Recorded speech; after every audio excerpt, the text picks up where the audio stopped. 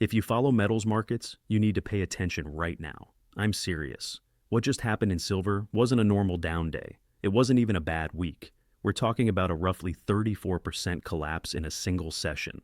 Billions in value, gone. And here's why you're watching this video right now. The next trading day, February 2nd, 2026, could decide whether that crash was the end of a liquidation spiral or just the opening act. I watch markets for a living, and moments like this are rare. They're uncomfortable, they're loud, but they're also incredibly informative if you know what to look for. Stay with me because I'm going to show you exactly why this next session matters, and more importantly, how you can recognize this setup again long before headlines catch up.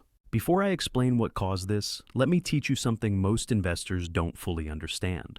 Markets don't usually crash because people calmly decide to sell. That's not how it works. They crash because they're forced to. Think of leverage like stacking chairs in a crowded room. Everything looks stable.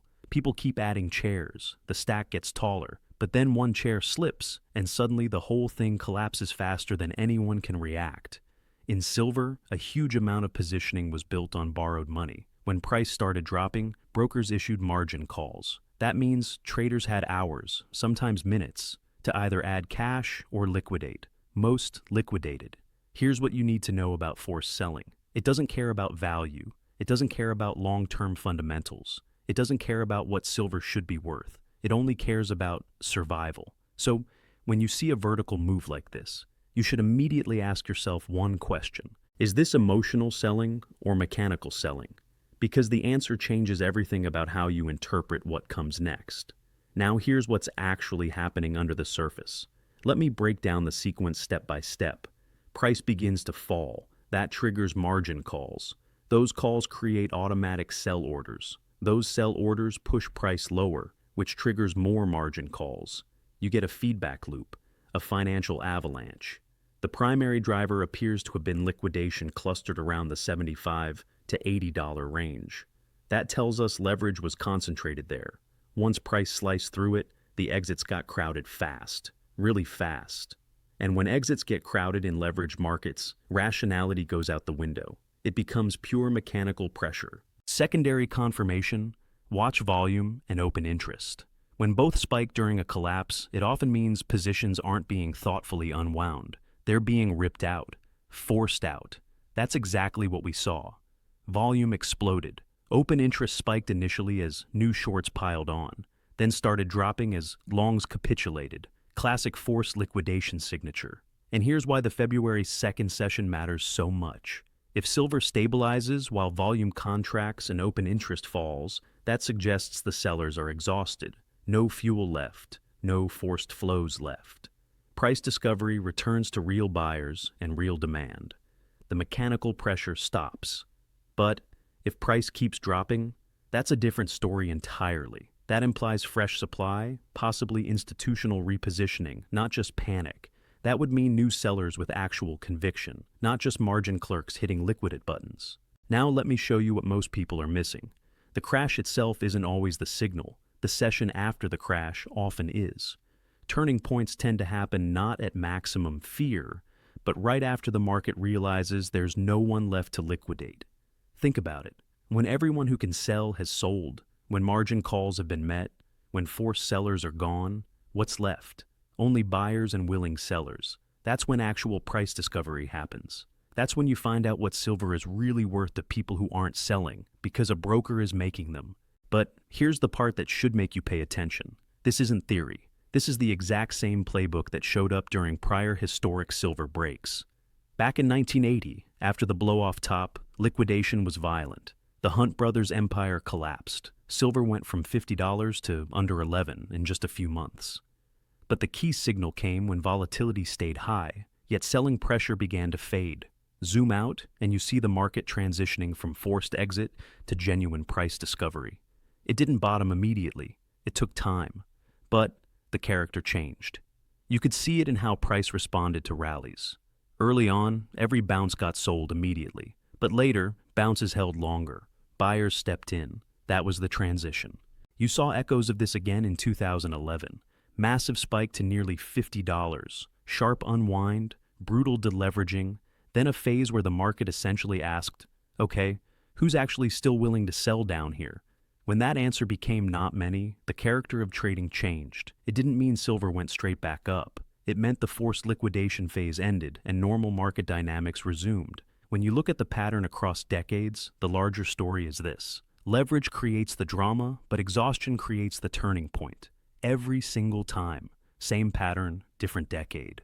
Now, let me be skeptical for a moment, because I want you to hear independent thinking, not just hype. Could this keep unraveling? Absolutely. Markets don't bottom just because something looks oversold.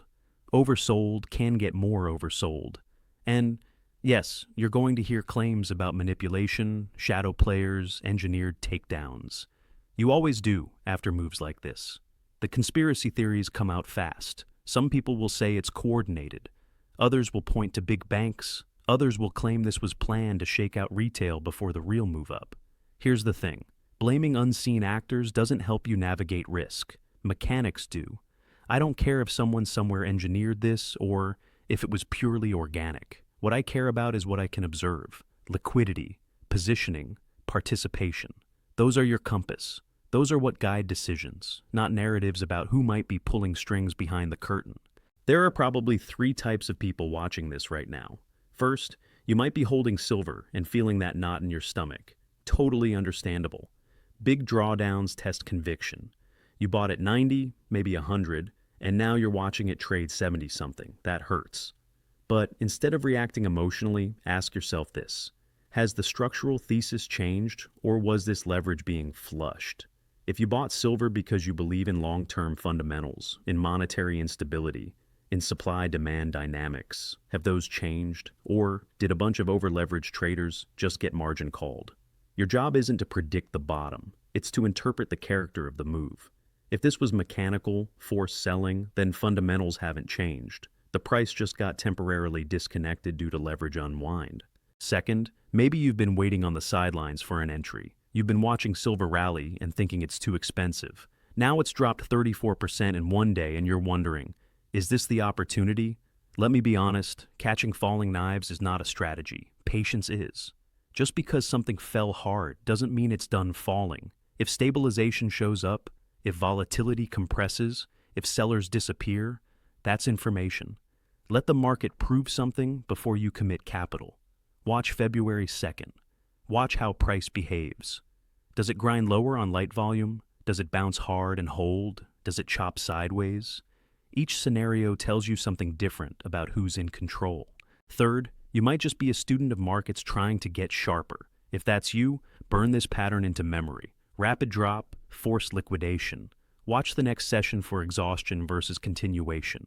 You'll see it again, not just in metals, but across assets, crypto, equity indices, commodities.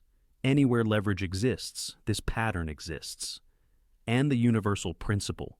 Price shocks teach faster than textbooks ever could. This is your real-world education happening in real time. Most people will watch this, feel something, then move on. You're going to study it. You're going to remember the sequence. And next time you see volume spike, open interest jump, and price crater, you'll know exactly what's happening while everyone else is panicking. So here's what I want you to answer in the comments. If you're holding, what's your plan for February 2nd? Are you watching specific price levels? Are you waiting for volume signals? And if you're on the sidelines, what would need to happen for you to consider stepping in? I'm genuinely curious how you're thinking through this. Now, let me tell you where I stand. I'm not automatically bullish, and I'm not blindly bearish. I'm conditional. I want evidence. First, I'm watching whether price can hold without expanding volume. If silver hangs around 75 to 80 and volume drops off, that tells me forced sellers are done, and the market's trying to find equilibrium. If volume stays elevated and price keeps grinding lower, that tells me there's more supply coming. Second, I'm watching open interest. Does it drain, signaling leverage reset? When open interest drops after a crash, it usually means positions have been closed, margin has been cleared, and the system's been flushed. That's healthy. That's what you want to see before a stabilization. Third, I'm monitoring how traders respond to rallies. Do they sell immediately, or does demand step in? In the days after a crash, you'll often see small bounces. If those bounces get sold aggressively, it means sellers are still in control. If bounces hold and build, It means buyers are starting to see value.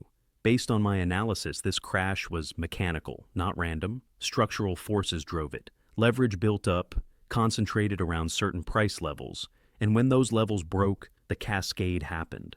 It wasn't about fundamentals suddenly changing. It wasn't about silver losing its value proposition. It was about the market clearing out excess leverage. And if history rhymes, the market is now entering the phase where the next big move quietly begins forming, usually before the narrative catches up. That's how it works. The smart money watches mechanics. The headlines catch up later. Let me be clear, I'm not a financial advisor. This is not financial advice. Do your own research. Make your own decisions. But here's what I believe you should take from this. The fundamentals that drove silver's rally haven't disappeared. Central banks are still buying gold. Monetary uncertainty is still high. Industrial demand for silver is still growing with solar, electronics, EVs. None of that changed because leveraged traders got margin called.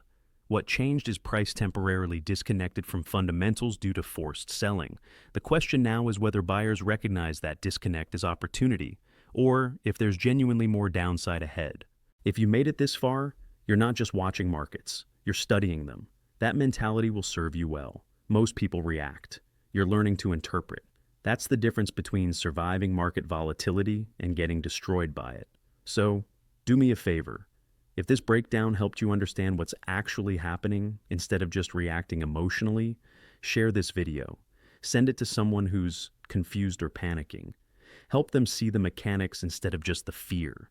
Subscribe if you want more breakdowns like this when the next big market event happens, because there will be a next one.